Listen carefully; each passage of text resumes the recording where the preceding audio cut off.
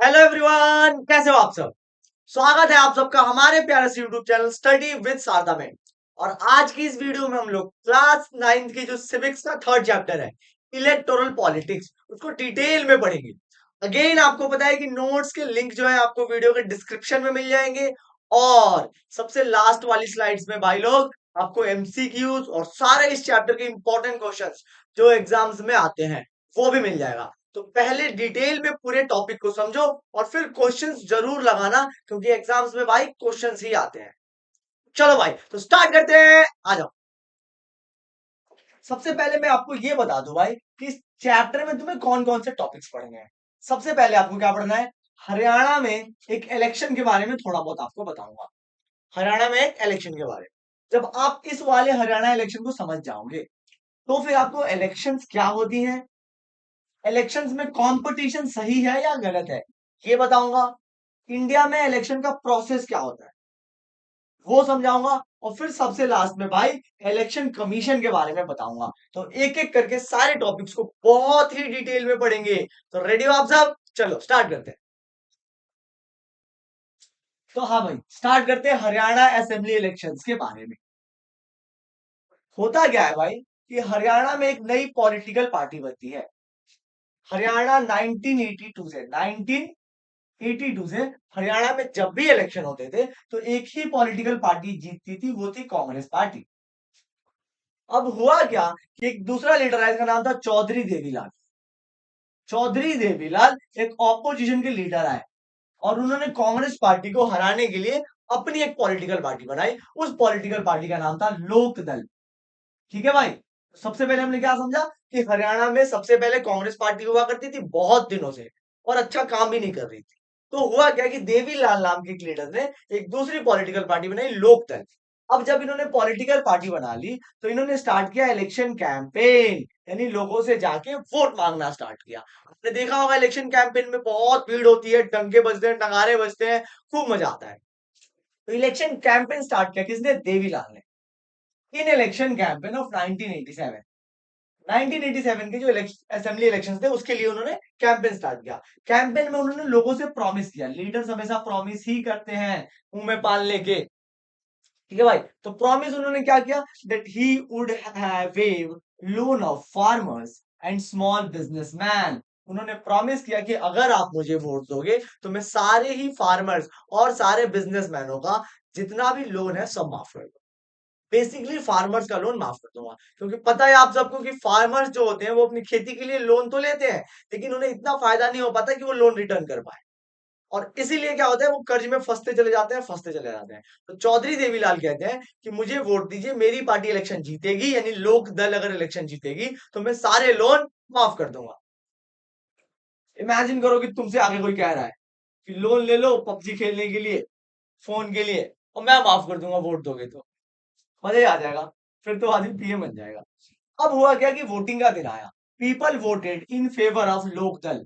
लोगों ने दबा के लोकदल यानी चौधरी देवीलाल को वोटिंग की। और उनके पार्टनर्स को भी, पार्टनर्स का मतलब होता है कि चौधरी देवीलाल और भी पार्टियों के साथ कोलैब करके इलेक्शन लड़ रहे थे। समझ रहे हो आप लोग। तो जिन लोगों के साथ चौधरी देवीलाल थे उनको भी वोट मिला और इनकी पार्टी लोकदल को भी वोट मिला। और इन्होंने 90 सीट्स में से, टोटल सीट्स थी हरियाणा असेंबली में 90, 76 सीटें इन्होंने जीत ली, जो कि बहुत बड़ी मेजोरिटी थी। अब बात क्या है भाई, चौधरी देवीलाल अब गवर्नमेंट बनाएंगे। जब वोटिंग हो गई तो रिजल्ट अनाउंस हुआ। रिजल्ट में सिर्फ और सिर्फ इनकी पार्टी को 60 सीट्स मिली, जो कि क्लियर मेजोरिटी थी।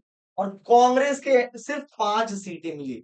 जो कांग्रेस पार्टी थी जो पहले गवर्नमेंट में थी उसको सिर्फ 5 सीटें मिली। अब कांग्रेस जो थी वो मेजोरिटी नहीं ला पाई, यानी ज्यादा सीटें नहीं ला पाई। तो कांग्रेस के सीएम जो थे उन्होंने रेजिग्नेशन कर दिया, रिजाइन कर दिया उन्होंने कि ठीक है अब चौधरी देवीलाल को आगे सीएम बन जाना चाहिए। ठीक है भाई, फिर क्या हुआ, अब सीएम बनेंगे, अपॉइंटमेंट ऑफ चीफ मिनिस्टर होगा। The newly elected members of legislative assembly of Lokdal choose Devilal as their leader. अब क्या हुआ कि जो नई असेंबली थी उस असेंबली में लोक दल के लोगों ने देवीलाल को अपना लीडर बनाया कि ये हमारा लीडर देवीलाल है। और गवर्नर ने, याद रखना, जिस भी पार्टी को मेजोरिटी मिलती है उस पार्टी से कहा जाता है कि तुम एक लीडर चुनो सबसे पहले। तो लोक दल को बोला गया कि लोक दल वालों तुम लोग बताओ तुम्हारा लीडर कौन है। उन्होंने कहा हमारा लीडर देवीलाल है। जब पॉलिटिकल पार्टी अपना लीडर चुन लेती है तो वो पॉलिटिकल पार्टी एक लेटर लिख के गवर्नर को जाके देती है कि ये देखिए ये है हमारा लीडर और इस लीडर को इतने लोगों ने सपोर्ट किया है। जब उस लेटर पे मेजॉरिटी ऑफ द लोगों के सिग्नेचर होते हैं, यानी 90 में से लगभग 76 लोगों के सिग्नेचर होंगे क्योंकि इनकी पार्टी इतनी सीटें जीती थी, तो गवर्नर क्या करता है, बुलाता है। जब वो लेटर पढ़ लेता है, साइन सारे गिन लेता है कि हाँ मेजोरिटी लोगों का सिग्नेचर है इस पे, तो वो उनके लीडर को बुलाता है। तो गवर्नर ने देवीलाल को बुलाया। किस लिए बुलाया भाई? हलवा पूरी खाने के लिए तो बुलाएंगे ही नहीं। बुलाएंगे किस लिए सर? इसलिए कि भैया आप अब ओथ ले लो। ओथ मतलब होता है कि अब आप सीएम बन जाओ। ओथ समझते हो ना आप लोग, कि आप अब शपथ ले लो कि हाँ आप देश के लिए काम करोगे, घोटाले नहीं करोगे। नेता सब नहीं छोड़ के सब पढ़ता है, जैसे घोटाले नहीं करेंगे में बोलता है घोटाले करेंगे ऐसे। ठीक है भाई। तो हुआ क्या कि ओथ ले लिया देवीलाल जी ने, और फिर अगले कुछ सालों तक देवीलाल सीएम बने रहे। ठीक है। फिर नए इलेक्शन हुए। Devilal ruled the state for 4 years. 4 साल तक देवीलाल सीएम बने रहे। 1991 में फिर से इलेक्शन हुआ, और इस इलेक्शन में he lost this time, he lost the election and form, and Congress party form the government, and Congress party form the government. तो अब आप लोगों को ये हरियाणा असेंबली इलेक्शंस की पूरी बात समझ में आई होगी। क्या बात समझ में आई आपको? कि 1987 से पहले जिस टाइम इलेक्शन हुआ, उससे पहले हरियाणा में कांग्रेस पार्टी थी। कांग्रेस पार्टी ने अच्छा काम नहीं किया, इसलिए एक आदमी चौधरी देवीलाल ने अपनी पॉलिटिकल पार्टी बनाई लोक दल के नाम से। अब जब उन्होंने लोक दल के नाम से पॉलिटिकल पार्टी बनाई, तो पूरे हरियाणा में घूम घाम के उन्होंने कैंपेनिंग की कि ये मेरी पॉलिटिकल पार्टी है, और सभी लोगों से बोला कि अगर मैं गवर्नमेंट में आऊंगा तो किसानों के लोन माफ कर दूंगा। किसानों ने उन पर भरोसा दिखाया और वोट दिया, और 1987 के इलेक्शंस में चौधरी देवीलाल की पार्टी लोकदल जीत गई और चौधरी देवीलाल सीएम बन गए। सीएम बनने के बाद अगले 4 सालों में शायद उन्होंने अच्छे से काम नहीं किया होगा, और इसीलिए 4 सालों में ही उनकी गवर्नमेंट गिर गई, और जब अगले इलेक्शन हुए तो फिर कांग्रेस पार्टी जीत गई। तो आप लोगों को एक मोटा मोटी पूरी कहानी समझ में आई होगी, और इस कहानी में कुछ मेन पॉइंट्स है। क्या मेन पॉइंट्स है? कि सबसे पहले इलेक्शन में क्या होती है कि इलेक्शन कैंप पार्टी, पॉलिटिकल पार्टियां बनती हैं। पॉलिटिकल पार्टी बनने के बाद कैंपेनिंग होती है, लोगों के बीच में जाना होता है। कैंपेनिंग के बाद रिजल्ट्स आते हैं। अगर रिजल्ट्स तुम्हारे फेवर में रहे तो गवर्नर तुम्हें बुलाता है ओथ लेने के लिए, और फिर जब आप ओथ ले लेते हो तो आप अपनी गवर्नमेंट कंटिन्यू करते हो अगले कुछ सालों तक, 5 साल। अगर आपने इस बीच अच्छा काम नहीं किया तो हो सकता है आपकी गवर्नमेंट गिर भी सकती है, और जो पार्टी इलेक्शन हारी थी इसके पहले, जनता उसको वोट देके जिता सकती है, जो इस केस में हुआ, कांग्रेस पार्टी फिर से आ गई गवर्नमेंट में। तो आप लोगों को मोटा मोटी हरियाणा के इस इलेक्शन से, इलेक्शन के बारे में थोड़ी थोड़ी नॉलेज होने लग गई होगी। अब हम लोग डिटेल पढ़ेंगे इलेक्शंस के बारे में। ठीक है भाई, चलो। तो अब हमारे सामने सवाल आता है भाई कि why do we need elections. हमें इलेक्शन की जरूरत क्यों है, सबसे पहली बात। और सही सवाल है, क्योंकि इलेक्शन में बहुत पैसे खर्च होते हैं। बिना इलेक्शन के भी तो चीजें हो सकती हैं। तो हमें इलेक्शन की क्यों जरूरत है, उस सवाल को हम लोग डिटेल देखते हैं। Elections are needed to elect representatives. In most democracy people rule through their representatives. ठीक भाई, इलेक्शन इसलिए जरूरी है ना, ताकि रिप्रेजेंटेटिव्स को इलेक्ट कर पाए हम लोग। किसको इलेक्ट कर पाए सर? मैं उसको मार्क कर देता हूं, जो इंपॉर्टेंट चीज है। टू इलेक्ट रिप्रेजेंटेटिव्स, हम लोग अपने रिप्रेजेंटेटिव्स को चुन पाए, इसलिए क्या जरूरी है? इलेक्शन जरूरी है। रिप्रेजेंटेटिव्स को चुनने के लिए इलेक्शन जरूरी है। अब सवाल आता है कि सर रिप्रेजेंटेटिव को क्यों चुना जाए। जैसे एग्जांपल के तौर पे मैंने तुम्हें बताऊं भाई, कि तुम्हारे स्कूल में, लेट सपोज तुम्हारे स्कूल में हमें ये डिसाइड करना है कि स्पोर्ट्स के पीरियड में कौन सा स्पोर्ट खेलें। फुटबॉल खेले, क्रिकेट खेले, कबड्डी खेले, या वो कीत कीत कीत कीत लड़कियों वाले गेम खेले। ठीक है, हमें ये डिसाइड करना है। तो अब एक बात बताओ भाई, कि हर एक बच्चे से पूछा जाए तो हर एक बच्चे की अलग अलग चॉइस होगी। कोई बच्चा कहेगा सर मैथ्स पढ़ा दो, पढ़ाकू टाइप के बच्चे। कुछ बच्चे कहेंगे सर आ जाओ one one, one one fighting वाला गेम खेल लेते हैं। कुछ बच्चे क्रिकेट कहेंगे, कुछ बच्चे फुटबॉल कहेंगे, तब तो होगी सत्यानाश। समझ रहे हो? यानी कि इंडिविजुअली हर बच्चे से पूछ के डिसीजन नहीं लिया जा सकता। तो तरीका क्या है सर? तरीका है कि तुम सभी बच्चों से बोला जाएगा कि अपना एक मॉनिटर चुन के भेजो, और जब तुम अपना मॉनिटर चुन के भेजोगे पिंकी को या लक्की को या पिंका को, किसी को भी, तो उस मॉनिटर से हम डायरेक्ट बात कर लेंगे कि हाँ भाई तू बता कौन सा गेम खेलें, और जो गेम वो बोलेगा वही गेम सारे खेलें। तो क्या समझा इस कहानी से तुम लोगों ने कि अगर हम एक रिप्रेजेंटेटिव चुन के भेज दें तो डिसीजन लेना जल्दी भी होगा और आसान भी होगा, और अगर सबसे पूछने जाए तो कभी जिंदगी में कोई डिसीजन नहीं होगा। और फिर मैथ्स वाले सर आके कहेंगे अच्छा खाली पीरियड है तुम लोग की, चलो मैथ्स पढ़ते हैं। ठीक है भाई। तो क्या समझा हमने कि रिप्रेजेंटेटिव चुनने से डिसीजन लेना आसान होता है। और रिप्रेजेंटेटिव्स कैसे चुनोगे? इलेक्शन के द्वारा। तो इलेक्शन क्यों जरूरी है? To elect representatives. क्यों? क्योंकि डेमोक्रेसी में पीपल डायरेक्ट इन्वॉल्व नहीं हो सकते डिसीजन मेकिंग में। इलेक्शन इन दूसरी पॉइंट क्या है भाई? दूसरी पॉइंट है election ensure that the representative rule as per wishes of the people and make sure that those who were not working for the people do not remain their representatives. Election से दूसरा फायदा क्या होता है sir? Election से दूसरा फायदा ये होता है कि जिस लीडर को हम चुन के भेजते हैं वो हमेशा हमारे लिए ही काम करता है, क्योंकि उसे पता है कि फिर कुछ दिनों में इलेक्शन होने वाले हैं। और अगर वो हमारे लिए काम नहीं करता है तो हमें फिर मौका मिलता है उसे से लात मार के हटा देते हैं। तो इसलिए इलेक्शन जरूरी है। क्यों? ताकि रिप्रेजेंटेटिव्स कैसे काम करें? According to the wishes of people, लोगों की विश के अकॉर्डिंग काम करें रिप्रेजेंटेटिव्स। ठीक है, इंपॉर्टेंट चीजें मैं मार्क कर दे रहा हूं। इलेक्शन क्या इंश्योर करती है कि रिप्रेजेंटेटिव्स हमारे विश के अकॉर्डिंग काम करें, और अगर वो ऐसा काम नहीं करते तो हम क्या करते हैं? मार के भगा देते हैं जैसे। Third point, we can choose who will make laws for them us. हम लोग ये भी चुन सकते हैं कि हमारे लिए लॉज कौन बनाएगा, रूल्स हमारे लिए कौन बनाएगा। ये हम लोग कैसे इलेक्शन के द्वारा चुन सकते हैं।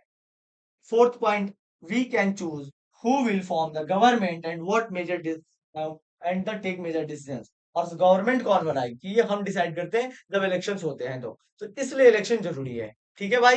क्या पहला पॉइंट क्या था? अपने रिप्रेजेंटेटिव चुनने के लिए। दूसरा, हमारा रिप्रेजेंटेटिव हमारे विशेष के अकॉर्डिंग काम करे, इसलिए इलेक्शन जरूरी है। तीसरा पॉइंट क्या था? तीसरा पॉइंट था कि हमारे लिए लॉज कौन बनाएगा, इसलिए इलेक्शन जरूरी है। और चौथा पॉइंट था भाई कि गवर्नमेंट कौन फॉर्म करेगा, कौन सी पार्टी गवर्नमेंट फॉर्म करेगी, कौन हमारे लिए डिसीजंस लेगी, ये सब के लिए इलेक्शन जरूरी होते हैं। अगर इलेक्शन ना हो तो ये चीजें कैसे डिसाइड करोगे गवर्नमेंट कौन फॉर्म करेगी? नहीं डिसाइड कर पाओगे। ठीक है भाई। तो that is why election is important. ये सारे पॉइंट्स आप लोग जरूर ही याद कर लेना, समझ लेना अच्छे से, आपके एग्जाम्स में आएंगे। तो अब हम लोग इलेक्शन की एक डेफिनेशन और इलेक्शन के टाइप्स वो समझते हैं। An election is a process where people vote to choose their leaders. Election एक ऐसी प्रोसेस है जिसमें हम अपने रिप्रेजेंटेटिव्स को चुनते हैं, और ये representatives this leader then make decision and run the government on behalf of the people. ठीक है भाई। तो इलेक्शन क्या है? इलेक्शन क्या है? इलेक्शन एक प्रोसेस है जिसमें अपने रिप्रेजेंटेटिव चुनते हैं और ये रिप्रेजेंटेटिव गवर्नमेंट फॉर्म करते हैं। एक बार फिर से बता दो, election is a process where people vote to choose the leaders. हम लोग लीडर्स चुनते हैं या रिप्रेजेंटेटिव चुनते हैं, और ये जो लीडर्स होते हैं ये हमारे लिए डिसीजंस लेते हैं और गवर्नमेंट को रन करते हैं। ठीक है, चलो। इलेक्शन भाई दो तरह के होते हैं, दो तरह के इलेक्शन होते हैं। एक होता है जनरल इलेक्शन, एक होता है बाई इलेक्शन। ये है types of election. Types of election, election दो तरीके के होते हैं।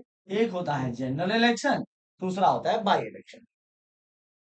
Elections are held in all constituency at the same time, either on the same day or within a few days. This is called general election. यानी वह election जो सारी ही constituency पे एक साथ हो उसे कहते हैं जनरल इलेक्शन। जैसे तो कुछ देर के लिए मान लेते हैं, कुछ देर के लिए ये हमारा स्टेट है तो इसमें बहुत सारी कॉन्स्टिट्यूएंसी होंगी।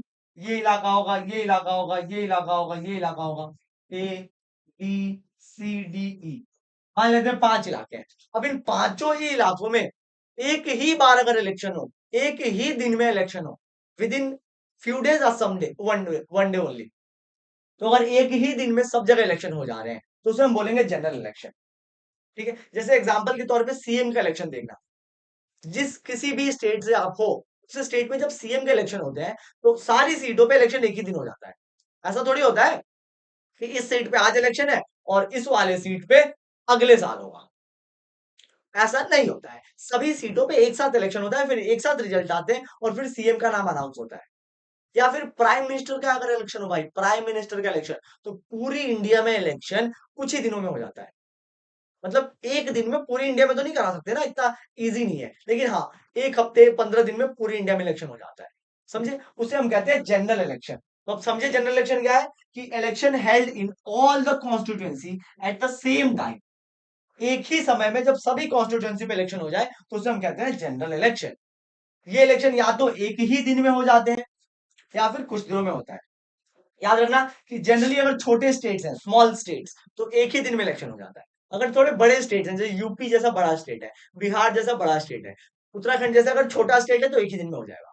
लेकिन यूपी बिहार जैसे बड़े स्टेट्स में कुछ दिनों का टाइम लगता है इलेक्शन कराने में, लगभग एक हफ्ते लगते हैं। और अगर पूरे इंडिया में इलेक्शन कराने हो प्राइम मिनिस्टर के, तो लगभग 15 से 20 दिन लग जाते हैं। चलो भाई, तो जनरल इलेक्शन समझ में आ गया सर? क्या समझे? ऑल एरियाज सेम टाइम, ये है भाई इसका शॉर्ट में। इस सभी इलाकों में एक ही समय हो जाता है, उसे कहते हैं जनरल इलेक्शन। अब दूसरा आता है बाई इलेक्शन। बाई इलेक्शन किसे कहते हैं sir? Sometimes election is held only for one constituency to fill the vacancy caused by death or resignation of a member.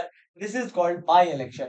By election भाई उसे कहते हैं जब कोई मेंबर, जैसे जनरल इलेक्शन हुए इन 5 सीटों में, इनमें से जो बी वाली सीट थी, इस बी वाली सीट पे मान लो कि बसंती इलेक्शन जीत गई। अब कुछ दिनों बाद बसंती ने बाय बोल दिया। बसंती ने क्या कर दिया? बाय बोल दिया। बाय के बहुत सारे रीजन हो सकते हैं। ये हो सकता है कि बसंती को गब्बर ने मार दिया। दूसरा रीजन, बसंती को गब्बर उठा ले गया। तो अब क्या होगा, बसंती अपने एरिया में तो नहीं रह पाएगी ना, तो वहां पे बसंती ने क्या बोल दिया? बाय बोल दिया अपने लोगों से। जब बसंती बाय बोल दिया, यानी या तो डेथ हो जाए बसंती का, या फिर उसने रिजाइन कर दिया, इन सभी रीजन से वहां की सीट खाली हो जाएगी, तो सिर्फ उस सीट पे इलेक्शन कराना पड़ जाएगा, और उस इलेक्शन को कहते हैं बाई इलेक्शन। समझे? तो बाई इलेक्शन किसे कहते हैं? जब किसी एक कॉन्स्टिट्यूएंसी में, जब किसी एक कॉन्स्टिट्यूएंसी में डेथ की वजह से या रेजिग्नेशन की वजह से सीट खाली हो जाती है, तो वहां पे जो इलेक्शन होता है उसे कहते हैं बाई इलेक्शन। सर अब एक हाई इलेक्शन भी करवा। बाई इलेक्शन दो ही होते हैं, जनरल इलेक्शन और बाई इलेक्शन। ठीक है, चलो, तो दोनों समझ में आ गया। सारी सीटों पे एक ही दिन हो, जनरल इलेक्शन। किसी एक पर्टिकुलर सीट पे हो, उसे बाई इलेक्शन कहते हैं।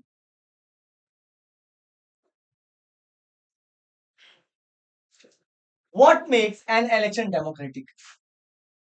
अब ध्यान से सुनो, जो इलेक्शन होता है वो इलेक्शन डेमोक्रेटिक हो सकता है, नॉन डेमोक्रेटिक हो सकता है। जैसे वही बात है कि मान लो तुम्हारे क्लास में मॉनिटर के लिए मैंने इलेक्शन बोला, और मॉनिटर के इलेक्शन में मैंने तुम सबको पहले ही कूट दिया कि इसी बंदे को वोट देना है, और फिर मैंने तुमसे वोटिंग करवाई, तुम ऑब्वियसली मेरे डर से उसी बंदे को वोट दोगे या उसी बंदी को वोट दोगे, तो वो जीत जाएगा। लेकिन क्या बताओ कि ये सब कुछ सही तरीके से हुआ? नहीं, ये डेमोक्रेटिक नहीं था। तो अब सवाल ये आता है कि कौन सी चीजें होती हैं जो इलेक्शन को डेमोक्रेटिक बनाती है? कौन सी वो चीजें होती हैं? Everyone should have one vote and every vote should have equal value. पहली पॉइंट है कि सबके पास वोटिंग राइट होने चाहिए और सबके वोट की वैल्यू सेम होनी चाहिए, तब इलेक्शन डेमोक्रेटिक होगा। दूसरी बात, parties and candidate should be free to contest elections. सभी लोग बिल्कुल फ्री होने चाहिए इलेक्शन लड़ने के लिए। आप बताओ वो कौन सा देश है जहां पे, हमारा नेबरिंग कंट्री है भाई, बताना है जहां पे ना इलेक्शन लड़ने के लिए तुम फ्री नहीं हो। वही बंदा इलेक्शन लड़ता है जो किसी एक पर्टिकुलर पार्टी का होता है। कमेंट करके जल्दी बताना कि वो कौन सी हमारी नेबरिंग कंट्री है जहां पे इलेक्शन लड़ने के लिए कोई भी नहीं लड़ सकता, सिर्फ एक ही पॉलिटिकल पार्टी है वो लड़ सकती है वहां पे। चलो बताना। तो इलेक्शन के दूसरा रूल क्या है, कि कोई भी कैंडिडेट इलेक्शन लड़ पाए, कोई भी पार्टी इलेक्शन लड़ पाए, उतनी उसे आजादी होनी चाहिए। तीसरा क्या है भाई, the candidate preferred by the people should get elected. और जीते वही बंदा जिसको लोगों ने वोट दिया है, जिसको लोग पसंद कर रहे हैं वही जीते। ऐसा ना हो कि लोगों ने वोट दिया अब्दुल को और जीत गया लेट सपोज बसंती। ठीक है भाई, तो ये डेमोक्रेटिक इलेक्शन नहीं होगा। डेमोक्रेटिक इलेक्शन वो होगा जिसमें लोग जिसको प्रेफर कर रहे हैं वही जीते। चौथा, election should be offered at regular interval. और हमेशा लगातार जो है एक रेगुलर इंटरवल पे इलेक्शंस होते रहने चाहिए। हर 5 साल पे, हर 6 साल पे वैसे इलेक्शन होते रहने चाहिए अलग अलग टाइम पे। Election should be conducted in free and fair manner, और इलेक्शन बिल्कुल फ्री हो, यानी कि इलेक्शन में धांधली ना हो, आराम आराम से वोटिंग हो, वोटिंग को सही से गिना जाए, और जो एक्चुअल बंदा है उसी को बताया जाए कि हाँ यही बंदा जीता है। ये सब वो रीजंस होते हैं जो एक इलेक्शन को डेमोक्रेटिक बनाते हैं। पहला कौन सा, कि हर एक आदमी के पास वोटिंग राइट होना चाहिए, सबके वोट की वैल्यू इक्वल होनी चाहिए। दूसरा रूल क्या है, कि कोई भी कैंडिडेट इलेक्शन में पार्टिसिपेट कर पाए, कोई भी पॉलिटिकल पार्टी पार्टिसिपेट कर पाए, इतनी आजादी होनी चाहिए उसे। तीसरा क्या है, कि जिसको लोग पसंद कर रहे हैं, the candidate preferred by people, वो ही इलेक्शन जीतना चाहिए, वरना ये नहीं हो कि लोग किसी और को पसंद कर रहे हैं, जीत कोई और गया। चौथा पॉइंट क्या है, कि हर रेगुलर इंटरवल पे इलेक्शंस होते रहने चाहिए, हर 5 साल पे इलेक्शन होते रहने चाहिए। ये नहीं हुआ कि एक बार लोगों ने वोट दे दिया अपने पसंद के लोगों को, वो जीत गए और फिर अब इलेक्शन ही नहीं होंगे अगले 10 साल तक, नहीं। हर रेगुलर इंटरवल पे इलेक्शन होते रहने चाहिए, ताकि जो लीडर्स है उनके अंदर डर बना रहे कि हाँ हमें वर्क करना है लोगों के लिए। और इलेक्शन हमेशा फ्री और फेयर मैनर में होने चाहिए, कोई भी इलेक्शन में धांधली नहीं होनी चाहिए। ये 5 चीजें अगर होंगी तो हम कह सकते हैं कि इलेक्शन बिल्कुल ही डेमोक्रेटिक तरीके से हुआ है। हाँ या ना?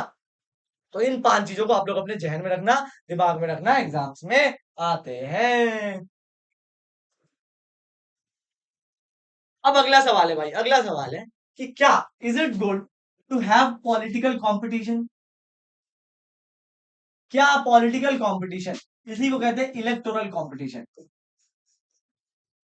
पॉलिटिकल कंपटीशन को ही कहते हैं इलेक्टोरल कंपटीशन। तो क्या इलेक्टोरल कंपटीशन सही है? सर जी पहले ये बताओ, ये इलेक्टोरल कंपटीशन क्या होता है? जैसे मान लो ये हमारा गांव है, ये हमारा क्या है, गांव। इस गांव का नाम बताओ क्या रख दो? इस गांव का नाम रख देता हूं मैं एलियनपुर। ठीक है भाई, तो एलियनपुर गांव है मेरा, और इस गांव में इलेक्शंस हुए, तो एक ही बंदा इलेक्शन के लिए आया, जिसका नाम था नूडल्स। इलेक्शन में एक ही बंदा है, उसका नाम था नूडल्स। ठीक है भाई, तो नूडल्स आया। तो अब बताओ भाई कि एलियनपुर गांव में एक ही बंदा नूडल्स अगर इलेक्शन में लड़ेगा, तो जीतेगा कौन? नूडल्स ही जीतेगा। ये सही है क्या? अब बताओ कि अब क्या हुआ, कि अगले साल जब इलेक्शन हुए तो दो बंदे आए, नूडल्स और चाउमीन, और एक और बंदा आ गया, उसका नाम था मोमोज।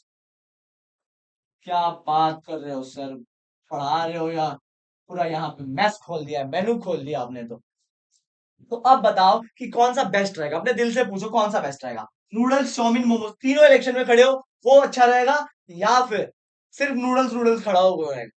चलो एक इंडियन डिश भी डाल देता हूँ, बिरयानी। ठीक है भाई, तो ये चार बंदे अगर इलेक्शन में खड़े होंगे, तो अब क्या होगा ना, कंपटीशन हो जाएगा कि एलियनपुर का राजा कौन बनेगा। बिरयानी अलग लड़ेगा, मोमोज अलग लड़ेगा, चाउमीन नूडल्स सब लड़ेंगे, एलियनपुर का राजा कौन बनेगा, इसके लिए कंपटीशन हो जाएगा। होगा कि नहीं होगा बताओ? तो क्या ये, और यही सीन जो इसको हम कहते हैं इलेक्टोरल कंपटीशन, इसी को हम कहते हैं इलेक्टोरल कंपटीशन। तो अब हमारे सामने सवाल है कि क्या ये इलेक्टोरल कंपटीशन हमारे लिए सही है या गलत है? तो उसका सिंपल सा आंसर है, when different political parties fight elections on a same seat it is called electoral या political competition। ठीक है, तो जब अलग अलग पॉलिटिकल पार्टी एक ही सीट पे इलेक्शन लड़ती हैं, तो उसे हम कहते हैं पॉलिटिकल कंपटीशन। इसके मेरिट्स भी है और इसके डीमेरिट्स भी है, समझे भाई? इसके मेरिट्स भी है और इसके डीमेरिट्स भी है। क्लियर, हाँ या ना? चल, तो अब एक एक करके मेरिट्स को भी पढ़ेंगे कि क्या मेरिट्स है, और डीमेरिट्स को भी पढ़ेंगे कि इलेक्टोरल कॉम्पिटिशन डीमेरिट्स क्या है। आप लोग अपने दिमाग में तब तक सोचते रहो कि आखिर ज्यादा लोग इलेक्शन लड़ेंगे तो उसके क्या फायदे होंगे, और अगर ज्यादा लोग इलेक्शन लड़ेंगे तो नुकसान क्या होंगे। 1-2 मिनट आप अपने दिमाग में सोचो, ताकि क्लियरली डिसाइड कर पाओ कि क्या सही है क्या गलत। डीमेरिट्स ऑफ इलेक्टोरल कॉम्पिटिशन, तो सबसे पहले पढ़ते हैं कि इलेक्टोरल कॉम्पिटिशन के डीमेरिट्स क्या है, नुकसान क्या है इलेक्टोरल कॉम्पिटिशन से। तो इलेक्टोरल कॉम्पिटिशन से नुकसान क्या है भाई? सबसे पहला नुकसान, it creates a sense of disunity and factionalism in every locality. Electoral competition की वजह से एक डिसयूनिटी हो जाता है, फैक्शनलिज्म हो जाता है। ये कौन से इंग्लिश के वर्ड है सर, अच्छे से समझाओ। देख भाई, यहाँ पे ध्यान से, यहाँ पे ध्यान से देख। इस एलियनपुर गांव में जब तक इलेक्शंस नहीं हुए थे सारे गांव वाले मिलके रहते थे, एक दूसरे की बिरयानी खाते थे, एक दूसरे की मोमोज खाते थे, चाउमीन खाते थे, सब मिलजुल के रहते थे। लेकिन जैसे इलेक्शन स्टार्ट हुआ, कुछ लोग आ गए नूडल्स के सपोर्ट में, कुछ लोग आ गए चाउमीन की सपोर्ट, कुछ लोग मोमोज के सपोर्ट में, और कुछ लोग जो नॉन वेजी थे वो बिरयानी के सपोर्ट में आ गए। अब पूरा गांव बट गया चार हिस्सों में। ये कभी कभी इतना ज्यादा बट जाते हैं कि इलेक्शन के टाइम पे एक दूसरे को मारने काटने के लिए रेडी हो जाते हैं, लाठियां चल जाती है, बंदूक चल जाते हैं। तो बेसिकली इलेक्शन में जब ज्यादा लोग पार्टिसिपेट करते हैं तो जो गांव कुछ दिनों तक बहुत ज्यादा यूनाइटेड था, अब उस गांव में हो जाती है डिसयूनिटी, यानी उस गांव में फूट पड़ जाती है और फैक्शंस बन जाते हैं। फैक्शंस मतलब होता है टीमें बन जाती हैं, अलग अलग खेमे बन जाते हैं। एक फैक्शन के लोग दूसरे फैक्शन के लोगों को देखना नहीं चाहते और मारने को, वॉयलेशन करने को रेडी हो जाते हैं। ठीक है भाई, तो ये है पहली नुकसान इलेक्टोरल कंपटीशन का, कि लोग डिसयूनिटी और फैक्शनलिज्म करने लग जाते हैं। दूसरा नुकसान, political parties and leaders often level allegations against one another. भाई एक दूसरे के ऊपर एलिगेशंस लगाते हैं, ऐसे ऐसे एलिगेशंस जो तुम सोच नहीं सकते, जिससे लोगों को भी सुन के बुरा लगता है। जैसे कि बिरयानी मोमोज वाले, जो मोमोज वाला लीडर है उसके ऊपर एलिगेशन लगाएगा कि तू तो मैदे का बना हुआ है, तेरी चटनी हमेशा सड़ी हुए टमाटर की होती है। तो ऐसे ऐसे एलिगेशन लगाते हैं। इंडियन कॉन्टेक्स्ट में अगर मैं बताऊं तो इंडिया के भी लीडर्स जो है, जैसे हमारे बहुत सारे लीडर्स जो हैं, वो एक दूसरे के ऊपर उल्टी सीधी बातें करते हैं। जब आप न्यूज देखोगे तो आपको समझ में आएगा कि तू चोर है, तूने ये किया है, तूने वो किया है, तू यहाँ भागा था, तू वहां भागा था, तू मुर्गी चुराई थी तूने, याद कर, ये वो ऐसे एलिगेशंस लगाते हैं एक दूसरे के ऊपर। मतलब उस एलिगेशन में ना वो लोग ये भी भूल जाते हैं कि हमारा स्टैंडर्ड क्या है। तो दूसरी इलेक्ट्रोल कंपटीशन की दूसरी नुकसान क्या है, कि एक दूसरे के ऊपर एलिगेशंस लगाते हैं और बहुत भद्दे भद्दे एलिगेशंस लगाते हैं, गाली गलौज पे भी उतर जाते हैं। ये नुकसान है। तीसरा, parties and candidates often use dirty tricks to win election। Election जीतने के लिए भाई डर्टी ट्रिक्स का यूज करते हैं। डर्टी ट्रिक्स मतलब कि इलेक्शन की रात के पहले दारू बंटवा देते हैं, खंबे डांसें हो जाती हैं, मुन्नी बाई आ जाती हैं, ये सब काम चलता है, पैसे बटते हैं। मतलब सारे डर्टी ट्रिक्स यूज किए जाते हैं। अगर कोई एक बंदे को मारने की जरूरत पड़े तो नेता इतने नीचे गिर जाते हैं कि मर्डर भी होते हैं इलेक्शन के टाइम पे। तो डर्टी ट्रिक्स यूज की जाती हैं। अब इमेजिन करो भाई कि सिर्फ इलेक्शन में नूडल्स ही खड़ा होता तो इतना सारा लोचा तो नहीं होता। लेकिन ये चार लोग खड़े थे, अब बिरयानी को अगर नूडल का कोई आदमी मिल जाएगा, बिरयानी उसे टपका देगा। इसके अलावा बिरयानी पूरे इलाके में बिरयानी बंटवा देगा कि मैं जीत जाऊं इलेक्शन, मोमोज मोमोज बंटवा देगा। तो वही चीज है कि इलेक्शन जीतने के लिए लीडर्स क्या यूज करते हैं, डर्टी ट्रिक्स यूज करते हैं। चौथी बात, pressure to win electoral fight does not allow a sensible long term policy. और चौथी बात यह है कि हर एक लीडर को एक पता रहता है बात, कि अगर मुझे इलेक्शन जीतना है तो मुझे कुछ ऐसा करना पड़ेगा कि शॉर्ट टर्म में लोगों को फायदा हो जाए। शॉर्ट टर्म में फायदा हो जाए, जैसे कि मान लो कोई लीडर इलेक्शन आने वाले हैं, तो उस लीडर ने अनाउंस किया कि मैं सबको 5-5 हजार रुपए बंटवाऊंगा। लेट सपोज कोई पेंशन के नाम से उसने कहा कि सबको 5-5 हजार रुपए कैश बंटवाऊंगा। तो अब ये बताओ कि ये 5-5 हजार रुपयों से शॉर्ट टर्म में तो उस फैमिली को फायदा हो गया, लेकिन लॉन्ग टर्म में देश का नुकसान होगा।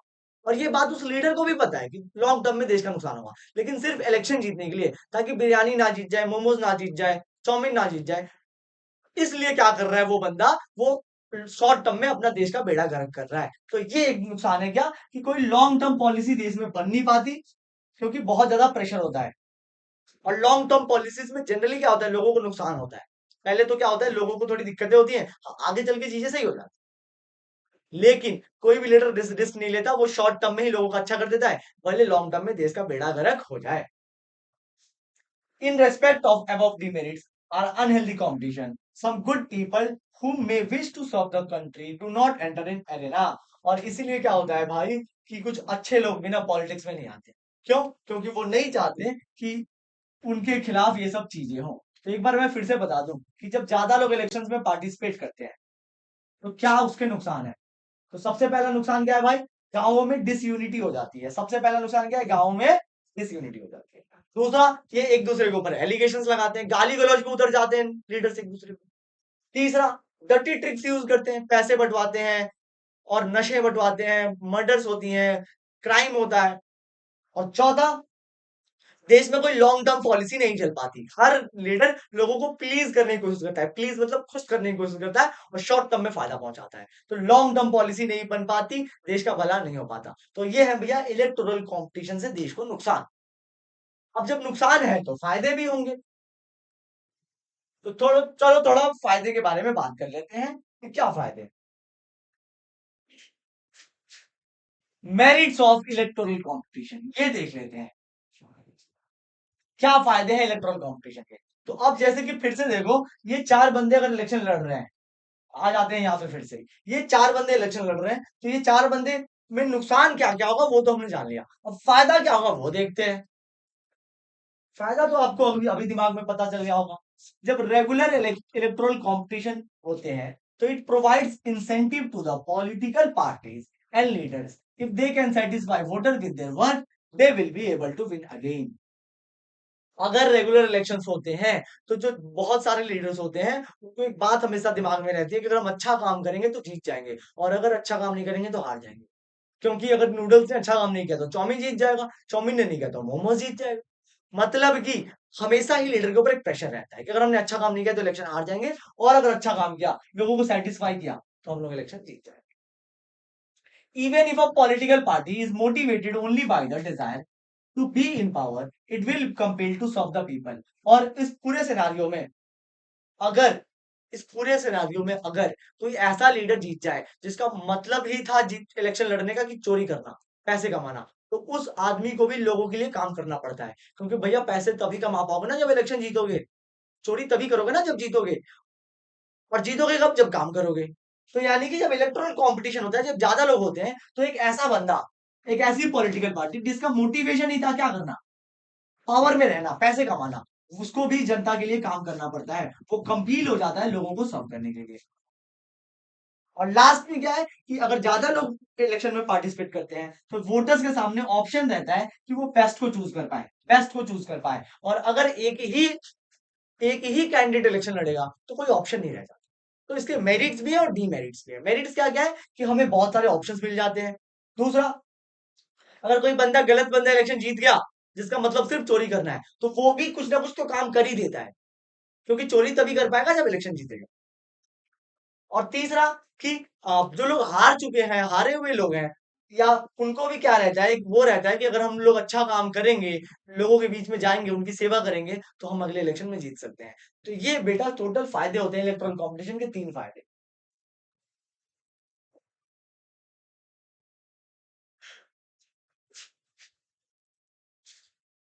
अब आप लोग इस स्लाइड में पढ़ेंगे इंडिया में इलेक्शन के system.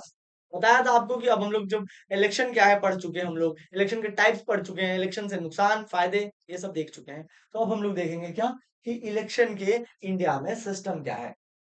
In India, Lok Sabha and Vidhan Sabha assembly elections are held regularly after 5 years। हमारे देश में दो बड़े इलेक्शंस होते हैं। एक इलेक्शन होता है दोस्तों प्राइम मिनिस्टर का इलेक्शन। अगर मैं इजी वर्ड्स में समझाऊं तो एक इलेक्शन होता है प्राइम मिनिस्टर का, और दूसरा इलेक्शन होता है चीफ मिनिस्टर का। चीफ मिनिस्टर नहीं भाई, चीफ मिनिस्टर का। प्राइम मिनिस्टर के इलेक्शन को हम लोग कहते हैं लोकसभा का इलेक्शन। जो प्राइम मिनिस्टर के इलेक्शन होते हैं मित्रों, उसे कहते हैं लोकसभा का इलेक्शन। और ये पूरे इंडिया में एक साथ होता है। कहाँ होता है? ऑल इंडिया होता है इलेक्शन। और जो सीएम का इलेक्शन होता है, उसे हम कहते हैं लेजिस्लेटिव असेंबली इलेक्शन।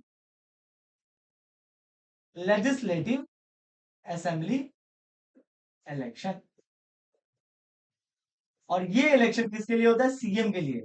और ये पूरे इंडिया में नहीं होता, ये किसी पर्टिकुलर स्टेट में होता है। जिस स्टेट में सीएम बनाना है हमें, उस पर्टिकुलर स्टेट में ये इलेक्शन होता है। तो इंडिया में दो तरीके के इलेक्शन होते हैं, एक लोकसभा का, एक लेजिस्लेटिव असेंबली का। और ये दोनों ही इलेक्शन 5 सालों पे होते हैं, हर 5 साल पे ये दोनों इलेक्शन होते हैं। ठीक है भाई। तो ये दो बड़े इलेक्शन है। इसके अलावा एक तीसरा इलेक्शन होता है, वो तीसरा इलेक्शन होता है पंचायत इलेक्शन, या फिर म्युनिसिपालिटी का ऑपरेशन, सॉरी इलेक्शन।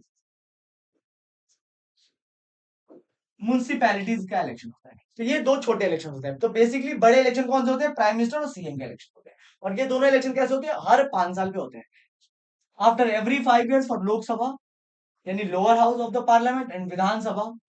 इसके अलावा पंचायती और म्युनिसिपालिटीज के भी इलेक्शन होते रहते हैं भाई। ठीक है, तो अब हम लोग आगे बढ़ते हैं। ये आप लोग को समझ में आ गया होगा कि इंडिया में ये दो बड़े इलेक्शन होते हैं। इन सभी इलेक्शंस का प्रोसेस क्या होता है? क्या प्रोसेस होता है इन सभी इलेक्शंस का? तो देखो बेटा, प्रोसेस क्या होता है? सबसे पहले क्या किया जाता है? कॉन्स्टिट्युएंसी बनाई जाती है। सबसे पहले क्या होता है? कॉन्स्टिट्युएंसी बनाई जाती है। सर ये कॉन्स्टिट्युएंसी क्या है? मतलब पूरे भारत है, ये इमेजिन करो कि ये हमारा भारत है, ये हमारी इंडिया है। तो हमारे इंडिया में ऐसा थोड़ी होगा कि पूरे इंडिया में एक मतलब इलेक्शन के एक ही एरिया होंगे, अलग अलग एरियाज बनाने पड़ते हैं। ऐसे करके एरिया बनाना पड़ता है कि इतना एरिया में एक कैंडिडेट आएगा, इतनी एरिया में एक कैंडिडेट, ये एक कैंडिडेट, ये एक कैंडिडेट,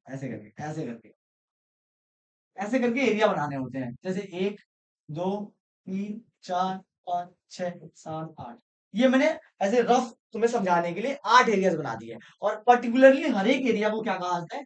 कॉन्स्टिट्यूएंसी।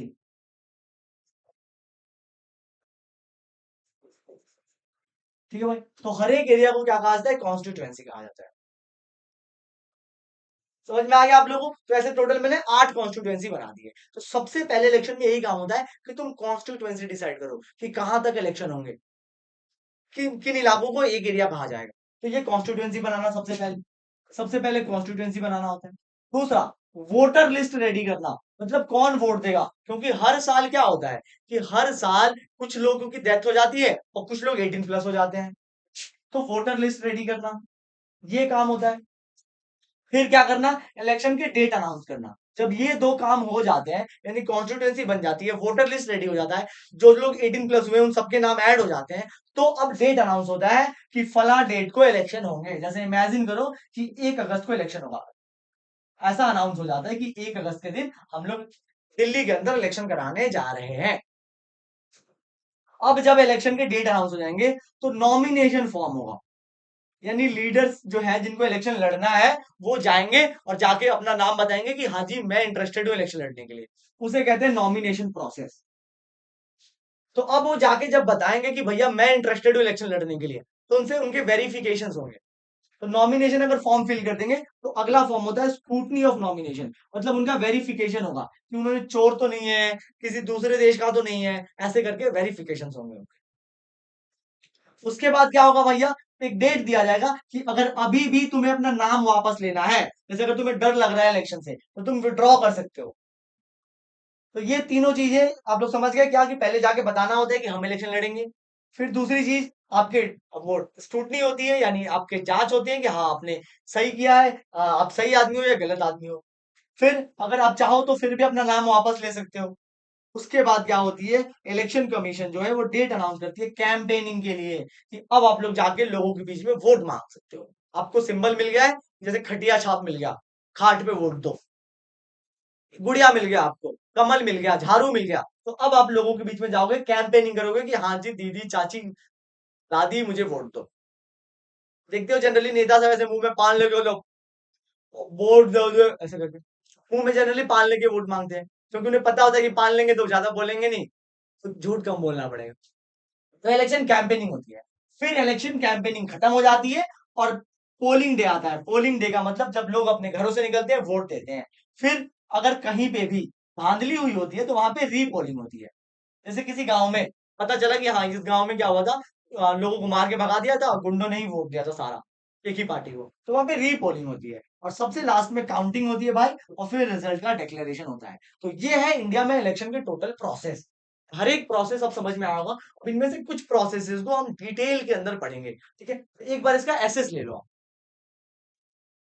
हाँ भाई, तो अब आगे की स्लाइड में देखते हैं। आगे की स्लाइड में अगला टॉपिक है भाई, formation of constituencies. Formation of constituencies यानी कि कॉन्स्टिट्युएंसी कैसे फॉर्म होती है। अभी अभी मैंने तुम लोगों को ये बताया था भाई। क्या बताया था सर? अभी अभी मैंने तुम लोगों को बताया था कि इलेक्शन प्रोसेस इतने तरीके का होता है। अब हर एक प्रोसेस को डिटेल में देखेंगे। तो पहला आ गया फॉर्मेशन ऑफ कॉन्स्टिट्युएंसी। मैंने बताया था ना तुम लोगों को यहाँ पे एग्जांपल देके कि पूरी इंडिया को बहुत सारी कॉन्स्टिट्यूएंसी में बांट दिया जाता है। बताया था ना? अब देखो यहाँ पे, यहाँ देखो, ये है अपना इंडिया का नक्शा। तुम्हें दिख रहा है यहाँ पे बहुत सारे डॉट्स लिखे गए हैं, 1 2 3 6 ऐसे बहुत सारे। ये जो छोटे छोटे इलाके दिख रहे हैं ना, ये बेसिकली क्या है सर? यही तो कॉन्स्टिट्यूएंसीज हैं, यही तो कॉन्स्टिट्यूएंसीज हैं भाई। तो हर एक कॉन्स्टिट्यूएंसी से एक रिप्रेजेंटेटिव चुन के आता है। तो इलेक्टोरल कॉन्स्टिट्यूएंसी क्या है? इलेक्टोरल कॉन्स्टिट्यूएंसी कि India is divided into different areas, India को अलग अलग एरियाज में बांट दिया जाता है for the purpose of election, election कराने के लिए इंडिया को डिफरेंट डिफरेंट एरियाज में बांट दिया जाता है। These areas are called electoral constituency, और हर एक इलाके को क्या कहते हैं? Electoral constituency. समझे कि India is divided into so many areas for the purpose of election, और हर एक एरिया को कॉन्स्टिट्यूएंसी कहते हैं। The voter living in an area select one representative from each constituency, और एक कॉन्स्टिट्यूएंसी से एक रिप्रेजेंटेटिव को चुनना होता है वोटर्स को, हर एक कॉन्स्टिट्यूएंसी से एक रिप्रेजेंटेटिव, और ये सारे रिप्रेजेंटेटिव जाके या तो पीएम को फिर इलेक्ट करते हैं या फिर सीएम। ठीक है भाई, तो एक कॉन्स्टिट्यूएंसी से एक लीडर, एक representative. Our country is divided into 543 Lok Sabha constituencies, जैसे हमारे पूरे देश को 543 लोकसभा कॉन्स्टिट्यूएंसीज में बांटा गया है। The same principle applies for state legislative assemblies, panchayati and municipalities. तो लोकसभा में जैसे कि 543 इलाकों में बांटा गया है, वैसे अगर स्टेट का इलेक्शन होता है, जैसे दिल्ली में स्टेट का इलेक्शन हुआ, तो वैसे ही क्या करते हैं हम लोग कि दिल्ली को भी बहुत सारी कॉन्स्टिट्यूएंसीज में बांट देते हैं। पंचायती इलेक्शंस में भी वही होता है, आपको पता होगा पंचायती इलेक्शंस में, या फिर म्युनिसिपल कॉर्पोरेट जो कॉर्पोरेशन के इलेक्शंस होते हैं उसमें आपको पता होगा कि ये इलाका इस वार्ड में आता है, ये इलाका उस वार्ड में आता है। आखिर ये सब इलाके हैं क्या? वार्ड नंबर है क्या? यही तो कॉन्स्टिट्यूएंसी है। तो किसी भी इलेक्शन को कराने के लिए अलग अलग कॉन्स्टिट्यूएंसीज में इलाकों को बांटा जाता है भाई। अब इनमें से कुछ कॉन्स्टिट्यूएंसी ऐसे है ना जो रिजर्व्ड होते हैं, रिजर्व कॉन्स्टिट्यूएंसीज होते हैं। इनमें से कुछ कॉन्स्टिट्यूएंसी ऐसे होते हैं भाई जो रिजर्व कॉन्स्टिट्यूएंसीज होती है। रिजर्व मतलब होता है कि इन कॉन्स्टिट्यूएंसियों में कोई अजीब सा रैंडम सा आदमी इलेक्शन नहीं लड़ सकता, ये रिजर्व हो जाती है। यहाँ पे वही इलेक्शन लड़ेगा जिसके लिए रिजर्व हुई है। जैसे कि there are some seats where only people of certain communities या caste can contest elections, these are called reserve constituencies. कुछ ऐसी कॉन्स्टिट्यूएंसी होती हैं जहां पे एक स्पेशल कम्युनिटी या एक स्पेशल कास्ट ही इलेक्शन लड़ सकती है। जैसे कि हमारे 543 सीटों में से 84 सीट्स ऐसी हैं जो शेड्यूल कास्ट यानी एससीज के लिए रिजर्व करके रखा गया है। इन 84 सीटों पे सिर्फ एससी कैंडिडेट्स ही इलेक्शन लड़ सकते हैं। और वैसे ही 47 सीट्स ऐसी हैं जहां पे एसटी यानी शेड्यूल ट्राइब को रिजर्व करके रखा गया है भाई। समझ में आया आप लोगों? 84 सीटें शेड्यूल कास्ट के लिए और 47 सीटें शेड्यूल ट्राइब्स के लिए। क्यों कर दिया जाता है ऐसा सर? ऐसा इसलिए किया जाता है ताकि शेड्यूल कास्ट के लोग और शेड्यूल ट्राइब के लोग भी पार्लियामेंट में पहुंच सके। ऑल दो ये सारे लोग जो होते हैं जो शेड्यूल कास्ट के हैं या फिर शेड्यूल ट्राइब के हैं, ये लोगों के पास जो है बहुत ज्यादा पैसे नहीं होते इलेक्शन लड़ने के लिए। तो अगर इनको रिजर्वेशन ना दिया जाता तो पार्लियामेंट में फिर ये पहुंच ही नहीं पाते। तो इसलिए इनको इनके पॉपुलेशन के अकॉर्डिंग सीट्स रिजर्व करके रखी गई हैं। क्या याद करोगे भाई?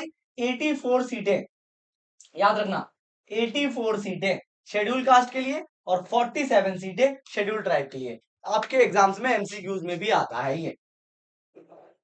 अगला प्रोसेस, एक बार भाई, एक बार अगर कॉन्स्टिट्यूएंसी बढ़ गई तो फिर बनता है वोटर लिस्ट। वोटर लिस्ट क्या होता है? This is a list of those who are eligible to vote. ये उन लोगों की लिस्ट होती है जो कि 18 प्लस होते हैं। जैसे आप देख सकते हो यहाँ पे ऐसे करके एक लिस्ट बनी होती है जिसमें सारे 18 प्लस वाले लोग का नाम होता है। इस लिस्ट को कहते हैं voter list. It is prepared much before the election, election से पहले ही इसको कर लिया जाता है। इसके पहले कि इलेक्शन की डेट अनाउंस हो पहले वोटर लिस्ट रेडी कर लिया जाता है। इसका दूसरा नाम है भाई इलेक्टोरल रोल। नाम इसका दूसरा नाम याद है electoral roll. It is commonly known as voter list. अगला टर्म है यूनिवर्सल एडल्ट फ्रेंचाइजी, बहुत इंपॉर्टेंट टर्म है यूनिवर्सल एडल्ट फ्रेंचाइजी। देखो ध्यान से, यूनिवर्सल मतलब होता है सभी लोगों को। जब कोई चीज सबको दी जाती है तो यूनिवर्सल कहा जाता है। एडल्ट मतलब जो बड़े हो चुके हैं, और फ्रेंचाइजी मतलब भाई वोटिंग राइट्स। यानी कि यूनिवर्सल एडल्ट फ्रेंचाइजी का मतलब होता है कि सारे 18 प्लस लोगों को वोटिंग राइट्स मिलते हैं, उसे कहते हैं यूनिवर्सल एडल्ट फ्रेंचाइजी। समझे भाई? यूनिवर्सल एडल्ट फ्रेंचाइजी मतलब सारे 18 प्लस लोगों को वोटिंग राइट्स मिल जाते हैं। Universal adult franchising means all the citizens aged 18 years and above can vote in the election.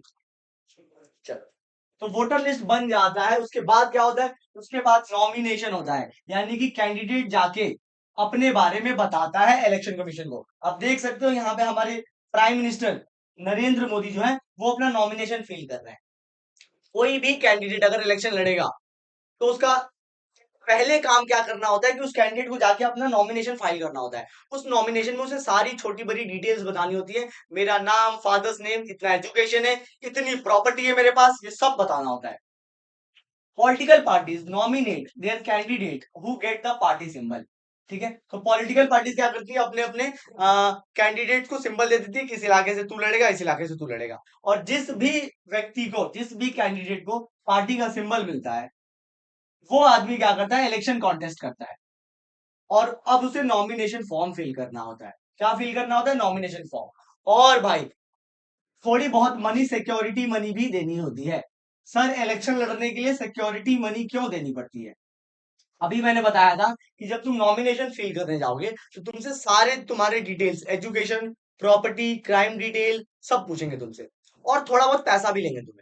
ऐसा इसलिए किया जाता है ताकि अगर पैसे का सीन ना होता तो लोकसभा इलेक्शंस में जनरली देखा जाता कि हर घर से कैंडिडेट इलेक्शन लड़ने के लिए रेडी हो जाता। तो ये पैसा सिक्योरिटी डिपॉजिट इसलिए लिया जाता है ताकि सारे कैंडिडेट्स जो जिनके जिनके पास वोट ही नहीं है, जो जीत ही नहीं सकते इलेक्शन, वो एटलीस्ट इलेक्शन में पार्टिसिपेट ना करें। ठीक है, और ये सिक्योरिटी मनी फिर इलेक्शन कमीशन तुम्हें नहीं लौटाएगी अगर एक डेफिनेट वोट से तुम्हारे वोट कम आए। जैसे एग्जांपल समझाता हूं कि किसी इलाके में 1 लाख वोट्स है, ठीक है, और तुम उस इलाके से इलेक्शन कॉन्टेस्ट करते हो और तुम्हें वोट मिलता है 1 वोट, सिर्फ अपना वोट मिलता है। तो इस सिनेरियो में तुमने जो सिक्योरिटी डिपॉजिट जमा की थी वो फिर अब तुम्हें वापस नहीं मिलेगी।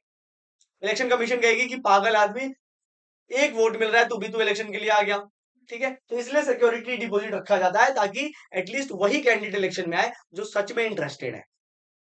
ठीक है भाई, तो ये होता है नॉमिनेशन फॉर्म। और नॉमिनेशन फॉर्म फिल करने का प्रोसेस इसलिए किया गया है ताकि एटलीस्ट इलेक्शन कमीशन को पता हो कि जो कैंडिडेट्स हमारे यहाँ इलेक्शन कॉन्टेस्ट कर रहे हैं वो क्रिमिनल तो नहीं है, पढ़े लिखे तो हैं, ज्यादा प्रॉपर्टी तो नहीं है, इनकम टैक्स तो भरते हैं टाइम पे। इन सब चीजों के लिए नॉमिनेशन फॉर्म फिल करवाया जाता है।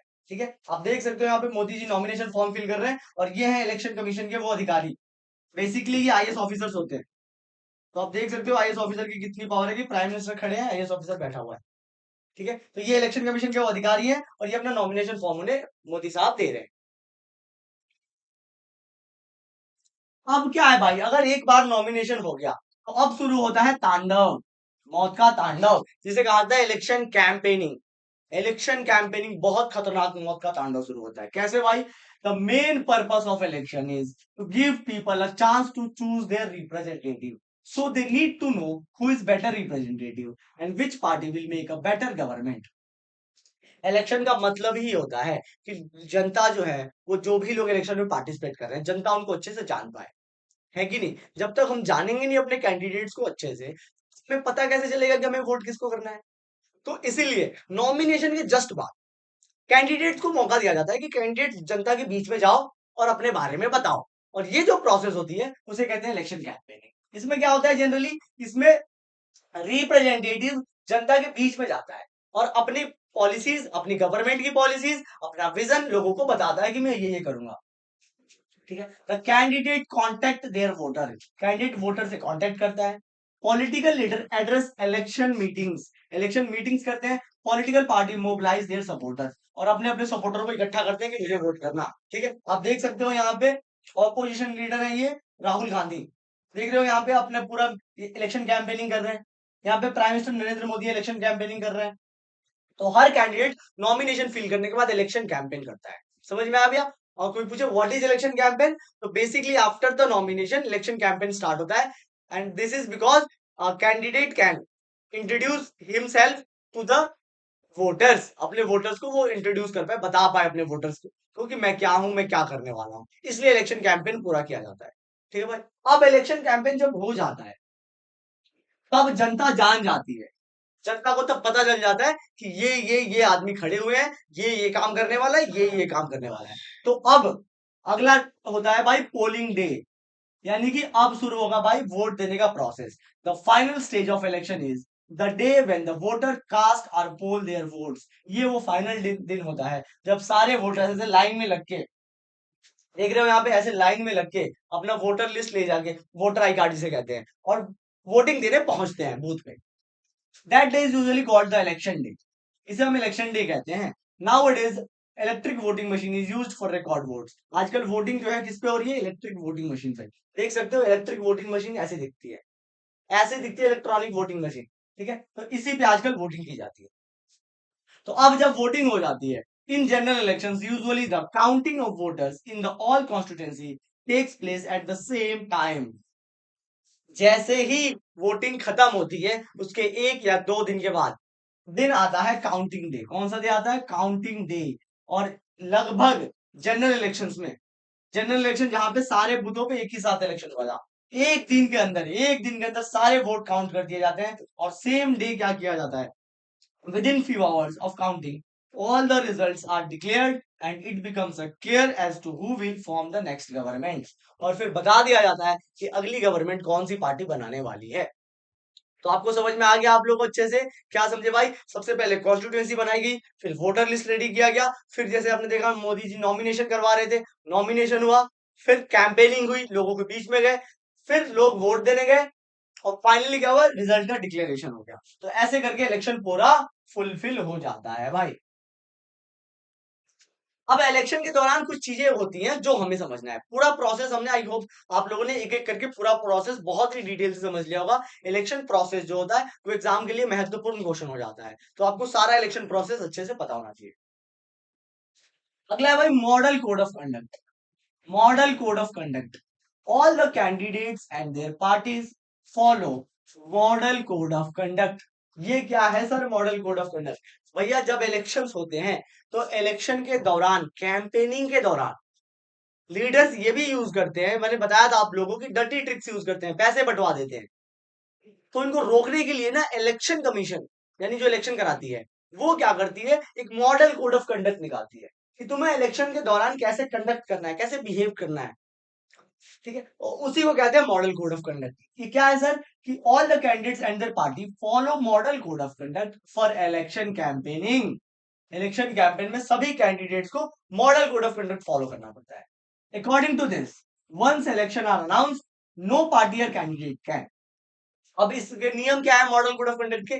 नियम ये है भाई कि एक बार अगर इलेक्शन अनाउंस हो गया तो उसके बाद कोई भी कैंडिडेट या कोई भी पार्टी कास्ट और रिलीजन के नाम पे वोट नहीं मांग सकता। नो कैंडिडेट और party can appeal to them in name of caste and candidate or religion. मतलब कास्ट के नाम पे, रिलीजन के नाम पे तुम वोट्स नहीं मांग सकते। अगर वोट मांगोगे तो तुम्हारी इलेक्शन कैंपेनिंग रोक दी जाती है। इलेक्शन कमीशन जो है ऐसा इसलिए करती है ताकि कास्ट के नाम पे पोलराइजेशन ना हो, लोग बटे ना, लड़ाइयां ना। तो कास्ट और रिलीजन के नाम पे तुम वोट्स नहीं मांग सकते, पहला रूल। दूसरा rule, you cannot spend more than 25 lakhs in a constituency for Lok Sabha and 10 lakhs for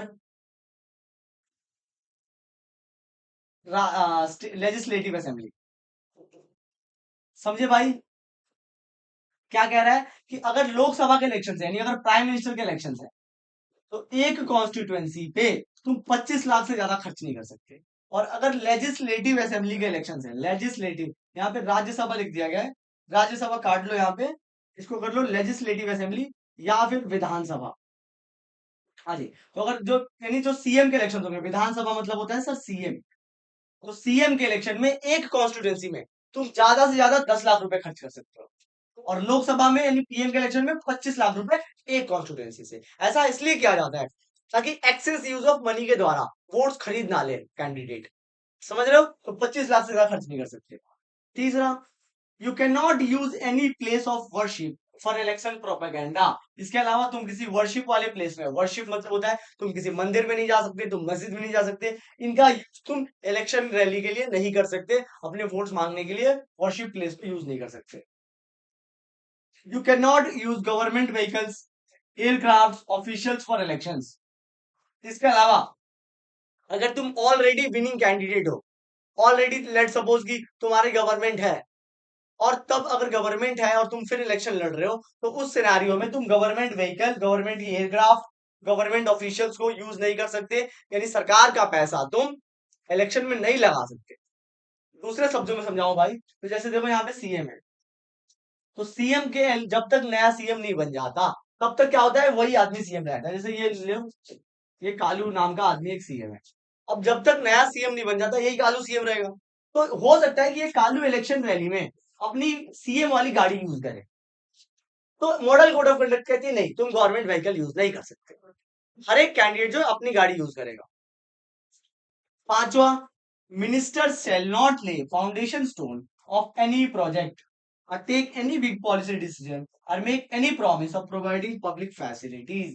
इसके अलावा क्या है कि एक बार मॉडल कोड ऑफ कंडक्ट लागू हो गया, यानी इलेक्शन पास आ गए, तो कोई भी सिटिंग सीएम अब कोई डिसीजन नहीं ले सकता।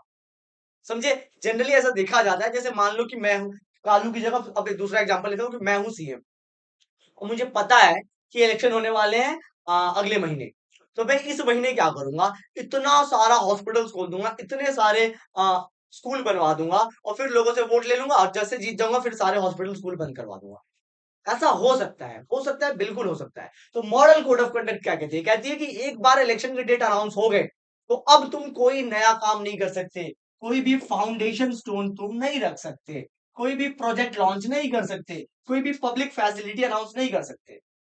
ऐसा इसलिए किया जाता है ताकि जो ऑलरेडी सीएम है और जो ऑपोजिशन पार्टी है दोनों के लिए बराबर का प्लेइंग ग्राउंड हो। समझे भाई, तो आई होप तुम्हें ये सब चीजें समझ में आ गई होंगी। क्या आपकी कास्ट और रिलीजन के नाम पे वोट नहीं मांग सकते, लोकसभा में 25 लाख और विधानसभा में 10 लाख से ज्यादा खर्च नहीं कर सकते, किसी मंदिर मस्जिद में जाके तुम इलेक्शन प्रोपेगेंडा नहीं कर सकते, वोट नहीं मांग सकते, इलेक्शन में सरकार का पैसा यूज नहीं कर सकते, इवन तुम अगर सरकार में हो तो भी गवर्नमेंट व्हीकल यूज नहीं कर सकते, और कोई नया काम इलेक्शन के डेट अनाउंस होने के बाद कोई नया योजना, कोई नई स्कीम लॉन्च नहीं कर सकते। और अब आता है सबसे लास्ट में वह बॉडी जो ये सारे इलेक्शंस बहुत ही अच्छे से कराती है। जैसे इंडिया के अंदर जो भी इलेक्शंस होते हैं उन इलेक्शंस में लोग जीतते हैं, लोग हारते हैं। कभी भी हारने वाला कैंडिडेट ये नहीं कहता कि मैं तो गलत हार गया, मुझे हरा दिया, साजिश कर दी, ये कर दी, वो कर दी। ऐसा इसलिए होता है क्योंकि हम सबको पता है कि इंडिया में इलेक्शंस बहुत ही फ्री एंड फेयर होते हैं। तो अब सवाल आता है कि फ्री और फेयर इलेक्शंस कौन कराता है सर, तो ये फ्री और फेयर इलेक्शन इलेक्शन कमीशन कराती है। आखिर फ्री और फेयर इलेक्शन के लिए तो इलेक्शन कमीशन ने ये मॉडल कोड ऑफ कंडक्ट बनाया था कि धांधली ना हो इलेक्शन में। तो यही वो इलेक्शन कमीशन वो बॉडी होती है जो इंडिया के अंदर इलेक्शन कराती है और सब लोग इलेक्शन कमीशन पे बहुत ज्यादा भरोसा करते हैं। तो in our country elections are conducted by an independent and very powerful election commission. This chief election commissioner is appointed by the president of India. ठीक है भाई, तो इलेक्शन कमीशन क्या है, इलेक्शन कमीशन हमारे देश में बहुत ही इंडिपेंडेंट, इंडिपेंडेंट का मतलब होता है किसी पॉलिटिकल पार्टी, किसी गवर्नमेंट का पार्ट नहीं है ये, बहुत इंडिपेंडेंट है। जैसे ज्यूडिशरी बहुत इंडिपेंडेंट है, वैसे इलेक्शन कमीशन बहुत ज्यादा इंडिपेंडेंट ऑर्गेनाइजेशन है, किसी के दबाव में काम नहीं करती, वो बहुत पावरफुल ऑर्गेनाइजेशन है। इतनी पावरफुल है, मैं बता देता हूँ कि इलेक्शन के टाइम पे ये इवन प्राइम मिनिस्टर के हेलीकॉप्टर्स को चेक करते हैं कि प्राइम मिनिस्टर हेलीकॉप्टर में पैसा लेके तो नहीं घूम रहे अपनी पार्टी को जिताने के लिए। इतनी ज्यादा पावरफुल ऑर्गेनाइजेशन है इलेक्शन कमीशन। समझ में, तो आप समझ सकते हो इलेक्शन कमीशन ऐसा इसलिए इलेक्शन कमीशन करती है ताकि इलेक्शन बहुत फ्री एंड फेयर हो। और इसका चीफ जो होता है उसको कहते हैं चीफ इलेक्शन कमिश्नर। इसकी अपॉइंटमेंट प्रेसिडेंट करता है, प्रेसिडेंट, यानी गवर्नमेंट से उसको कोई लेना देना नहीं है, और इसीलिए ये ऑर्गेनाइजेशन अच्छे से काम कर पाती है। अब सवाल ये आता है भाई कि इलेक्शन कमीशन ऑफ इंडिया का क्या क्या काम है, इलेक्शन कमीशन ऑफ इंडिया के क्या क्या काम है। तो आप ये एक लाइन में अगर समझ जाओ तो इलेक्शन से रिलेटेड छोटा से बड़ा काम सब कौन करता है, election commission of India. Election से रिलेटेड छोटा काम हो या फिर बड़ा काम हो, सबका सब इलेक्शन कमीशन ही करती है। जैसे election commission takes decision on every aspect of conduct and control of election from the announcement of the election to the declaration of result. इसका मतलब ये भाई कि जिस दिन, जैसे मान लो कि दिल्ली में इलेक्शन है, तो दिल्ली में जिस दिन इलेक्शन अनाउंस होंगे उस दिन से लेके, जैसे मान लो 1 मई से इलेक्शन अनाउंस हो रहे हैं, तो 1 मई से लेके जब तक इलेक्शन होंगे, जैसे 20 मई तक, इस पूरे टाइम लाइन के दौरान कोई भी पावरफुल नहीं होगा। इवन जो सिटिंग चीफ मिनिस्टर है उसके पास भी पावर जीरो हो जाएंगी, और अगर कोई पावर में आ जाएगा तो वो होती है इलेक्शन कमीशन। इलेक्शन कमीशन पूरी पावर में आ जाएगी, इलेक्शन के स्टार्टिंग से लेके जब तक रिजल्ट नहीं आ जाता पूरी कंट्रोल इलेक्शन कमीशन के पास में होती है। और छोटी से बड़ी कंट्रोल किसके पास होता है, इलेक्शन कमीशन के पास। It implements the code of conduct and punishes any candidate or party that violates it. उसके बाद क्या करती है इलेक्शन कमीशन? जैसे डेट अनाउंस होता है वो कोड ऑफ कंडक्ट लागू कर देती है, मॉडल कोड ऑफ कंडक्ट। और अगर कोई भी कैंडिडेट जो पहले जीत चुका था या फिर कोई सीएम कोई पीएम अगर इस कोड ऑफ कंडक्ट को वायलेट करता है, पैसे बांट रहा है, तो वो कुछ कोई भी आदमी हो कहीं का भी हो, इलेक्शन कमीशन उसे पनिश करती है। अगर कोई वायलेट करेगा तो वो जेल में जाएगा, सीधी बात है। देखना आप लोग इलेक्शन के टाइम पे बड़े बड़े नेताओं को जो अपने आप में बहुत बड़ी हस्ती होते हैं उनको दौड़ा दौड़ा के पुलिस मारती है। क्यों? क्योंकि इलेक्शन के टाइम पे सारे सबके पावर्स गायब और सब एक ही आदमी है जिसका पावर चलता है, कौन? Election commission. ठीक है, ऐसा इसलिए ताकि इलेक्शन फ्री और फेयर हो। During the election period, the election commission can order the government to follow some guidelines. इसके अलावा इलेक्शन कमीशन गवर्नमेंट को भी कहती है कि आपको ये काम नहीं करना। To prevent use and misuse of governmental powers. ऐसा इसलिए करती है इलेक्शन कमीशन, गवर्नमेंट को कहती है कि आप ये काम नहीं कर सकते। ऐसा इसलिए ताकि गवर्नमेंट कभी अपने पावर को मिस यूज ना करे। अगर एग्जाम्पल से समझाऊं फिर वही बात में, तो मैं बता रहा हूं कि जैसे मान लो कि दिल्ली में आम आदमी पार्टी की गवर्नमेंट है, आपकी गवर्नमेंट है, 1 मई से डेट अनाउंस होने वाले हैं। आम आदमी की गवर्नमेंट ने क्या किया? जस्ट 28 अप्रैल को एक स्कीम अनाउंस किया कि सबको हम लोग 25-25 हजार रुपए देंगे। तो सारे लोग जो हैं वो क्या करेंगे? इस स्कीम की वजह से सारे लोग किसी पार्टी को वोट कर देंगे और फिर कोई भी दूसरे पार्टी को वोट नहीं करेगा।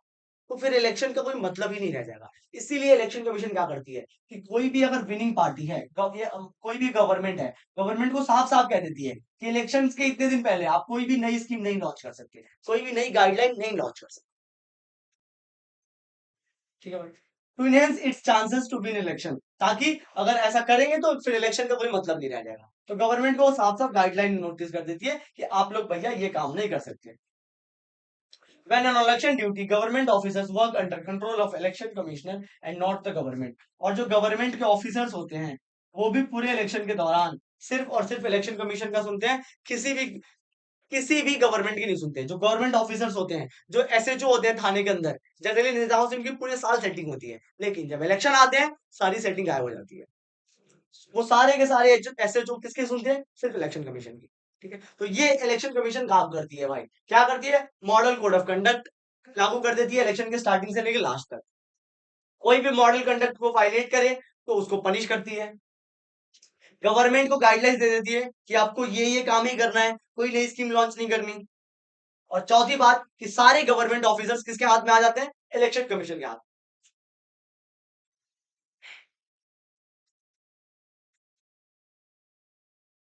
ये इसलिए बनाया गया है इलेक्शन कमीशन को, ताकि इंडिया में इलेक्शन फ्री और फेयर हो पाए। लेकिन इसके बावजूद भी, इतना स्ट्रॉन्ग ऑर्गेनाइजेशन बनाने के बावजूद भी इलेक्शन फ्री और फेयर नहीं होते, थोड़ी बहुत धांधली हो जाती है। तो अब हमारा क्वेश्चन है कि what are the challenges in front of free and fair elections? Free और फेयर इलेक्शन के सामने कौन कौन से चैलेंजेस हैं? तो पहला challenge, candidate and parties with a lot of money enjoy a big advantage over a smaller party. आपको बताया था मैंने कि लोकसभा इलेक्शन में एक कैंडिडेट मैक्सिमम कितने पैसे खर्च कर सकता है? 25 लाख रुपए। ठीक है, हमारे इंडिया में कितनी कॉन्स्टिट्यूएंसी है? 543। तो आप 25 लाख को 543 से मल्टीप्लाई कर सकते हैं। अगर आप 25 लाख को 543 से मल्टीप्लाई करोगे, मैं अभी बता देता हूं,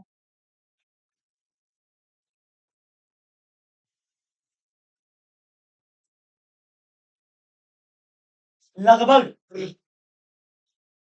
अगर आप 25 लाख को लगभग अगर 543 से मल्टीप्लाई करोगे तो 13,575 लाख रुपीज, 13,000, लगभग 135 करोड़, 135 करोड़ जो है टोटल खर्च होने चाहिए इलेक्शन में। पूरे इंडिया के इलेक्शन में 135 करोड़ ही खर्च होने चाहिए। लेकिन अगर एक्चुअल डेटा निकालोगे तो इलेक्शन में 135 करोड़ नहीं, लगभग 2,000 करोड़ खर्च होता है। यानी जो जितना इलेक्शन कमीशन ने सेट किया है उससे 20 टाइम्स ज्यादा इलेक्शन में पैसे खर्च होते हैं।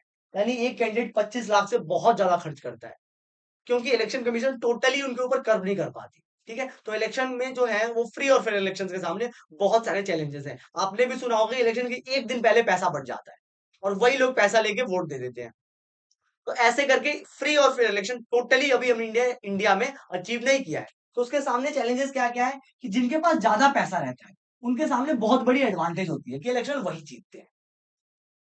दूसरी चैलेंज क्या है, sometimes candidates with criminal connection get a chance to contest election. इसके अलावा दूसरी चैलेंज, जो कैंडिडेट जिनका क्रिमिनल कनेक्शन है, जिन्होंने मर्डर्स वगैरह कर रखे हैं, जिन्होंने बहुत अलग अलग क्राइम्स कर रखे हैं, उनके जीतने के चांसेस ज्यादा होते हैं। ये एक चैलेंज है, हम ही लोगों ने वोट देते हैं क्रिमिनल्स को। तीसरी, some families tend to dominate politics. इसके अलावा हम ये देखते हैं कि एक ही फैमिली के लोग बार बार इलेक्शन लड़ते हैं। आप इसको कंफर्म कर सकते हो अपने इलाके में, अपने घर पे जाके अपने दादा दादी से, पापा मम्मी से पूछो कि हमारे वार्ड में कौन से कैंडिडेट्स इलेक्शन लड़ रहे हैं, तो आपको पता चलेगा एक ही कैंडिडेट 3-4 बार लड़ रहा है और उसका जो फादर था वो उसके पहले उस सीट से लड़ रहा था। मतलब एक ही फैमिली बार बार इलेक्शंस में पार्टिसिपेट करती है और पूरी पॉलिटिक्स को डोमिनेट करके रखा है। चौथा, citizen get very little choice. लोगों के पास चॉइस नहीं होता क्योंकि सारे क्रिमिनल्स ही होते हैं। अगर 3 लोग इलेक्शन लड़ रहे हैं तो तीनों बिल्कुल क्रिमिनल्स ही होते हैं और तीनों बड़े चोर होते हैं, तो लोगों के पास अच्छे चॉइस की भी बहुत ज्यादा इंडियन इलेक्शन में कमी है। और पांचवा, smaller party and independent suffer a huge advantage. अगर कोई इंडिपेंडेंट कैंडिडेट्स है, यानी वो किसी पार्टी का कैंडिडेट नहीं है, या फिर अगर कोई छोटी पार्टी है, तो उसके इलेक्शन जीतने के चांसेस बहुत कम होते हैं।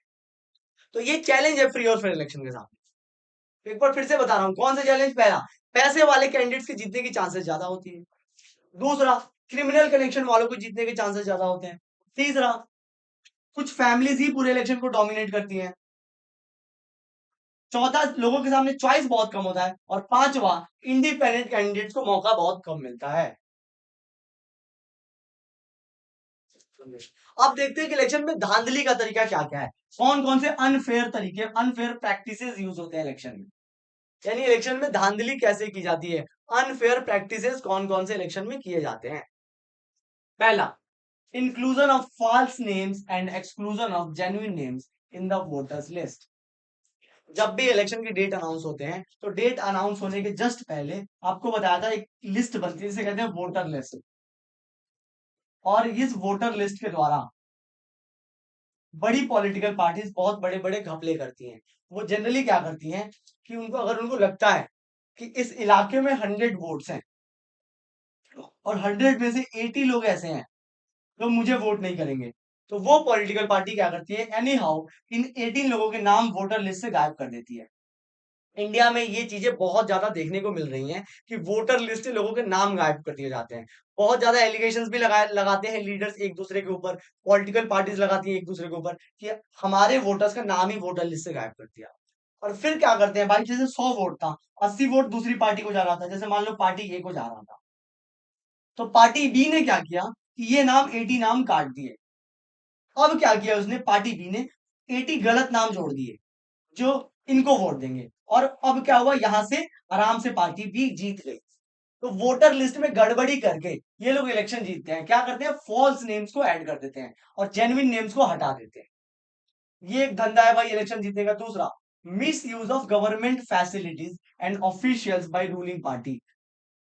बताया था आप लोगों को कि जैसे जो रूलिंग पार्टी होती है वो क्या करती है, अपनी गवर्नमेंट फैसिलिटीज को यूज करती है। ऑल दो इलेक्शन कमीशन ने कह रखा है कि आप कोई फाउंडेशन स्टोन नहीं रख सकते। यहाँ पे मैंने तुम्हें एग्जांपल से क्या समझाया था, यहाँ पे देखो याद करो, एग्जांपल से तुम्हें समझाया था कि अगर 1 मई को इलेक्शन है तो गवर्नमेंट कोशिश करती है कि 28 अप्रैल को कोई ऐसी स्कीम लॉन्च करूं कि सारे वोट हमें मिल जाए, लेकिन इलेक्शन कमीशन इसको रोकती है। इलेक्शन कमीशन कहती है आप 28 अप्रैल को नहीं कर सकते। तो पॉलिटिकल पार्टियों के पास उसका भी तोड़ है, वो 20 अप्रैल को कर देते हैं। अब अगर ये बताओ 5-10 दिन आगे पीछे कोई स्कीम लॉन्च हो गई तो फायदा तो अल्टीमेटली उसी पॉलिटिकल पार्टी को होगा। हाँ, तो ये एक अनफेयर प्रैक्टिस है। क्या करते हैं इसमें कि पूरे 5 साल ये लोगों का पैसा जो है खाते हैं, और लास्ट टाइम में वो क्या करते हैं, अपनी गवर्नमेंट फैसिलिटी को यूज करके लोगों को बेवकूफ बना देते हैं और सारा वोट अपने पास ले लेते हैं। आप लोग देख सकते हो कि एक ट्रेंड देखना कि जब भी इलेक्शन आता है ना, गैस के प्राइसेस कम हो जाते हैं, गैस सिलेंडर के, पेट्रोल के प्राइस कम हो जाती है। जनरली रूलिंग पार्टी ये चाहती है कि इलेक्शन के टाइम पे प्राइसेस कम कर दो, सारे वोट्स ले लो, फिर प्राइस बढ़ा दो। ठीक है, तो ये दूसरी वाली चीज। तीसरी, excessive use of money by rich candidate and big parties. जो रिच कैंडिडेट होते हैं वो अंधा पैसा यूज करते हैं, पैसे बंटवा देते हैं और पूरा इलेक्शन जीत जाते हैं। और चौथा, इंटिमिडेशन ऑफ वोटर्स, वोटर्स को डराया भी जाता है, उनके घरों में घुस के उन्हें डराया जाता है कि अगर वोट नहीं दिया तो हम तुम्हें मारेंगे, तुम्हारे घरों में लोगों को उठा लेंगे। तो ये सारी चीजें होती हैं क्या, वोटर लिस्ट में गड़बड़ी होती है, रूलिंग पार्टी अपने पावर्स को यूज करके इलेक्शन जीत जाती है, जो अमीर कैंडिडेट्स हैं वो पैसा बंटवा देते हैं, और जो क्रिमिनल कैंडिडेट्स हैं वो लोगों को डरा देते हैं और डरा के सारा वोट अपने पास ले लेते हैं। तो these are the unfair practices जो हमारे इलेक्शन में यूज किए जाते हैं। समझे भाई? तो इन सारे अनफेयर प्रैक्टिसेस को एक बार अपने फिंगर टिप्स पे याद कर लो। क्या वोटर लिस्ट में नाम की गड़बड़ी करना, पैसे बंटवा देना, गवर्नमेंट फैसिलिटीज यूज करना और लोगों को इंटिमिडेट करना यानी डराना।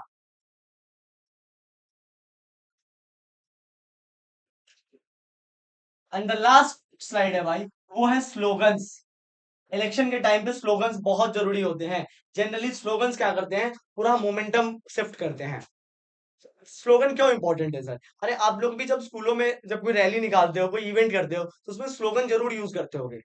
जैसे लेट सपोज आप सफाई के लिए निकले, आपने कहा कि आपके स्कूल ने एक सफाई के लिए अभियान लॉन्च किया, तो उसमें एक स्लोगन जरूर लगाते होंगे कि हर घर साफ होगा अब इंसाफ। ऐसे करके स्लोगन यूज किए जाते हैं। तो इलेक्शंस में भी स्लोगन बहुत इंपॉर्टेंट होते हैं। कुछ स्लोगन है जो आपको याद कर लेने हैं। जैसे गरीबी हटाओ का स्लोगन किसने दिया था? इंदिरा गांधी जी ने। इंदिरा गांधी ने कहा था गरीबी हटाओ। सेव डेमोक्रेसी, सेव डेमोक्रेसी किसने कहा था? जयप्रकाश नारायण। जयप्रकाश नारायण ने सेव डेमोक्रेसी कहा था, और अब इंडिया की हर पॉलिटिकल पार्टी कह रही है save democracy. Land to the tiller यानी किसानों को जमीन दो, ये ऐसा स्लोगन किसने लगाया था? लेफ्ट फ्रंट ने।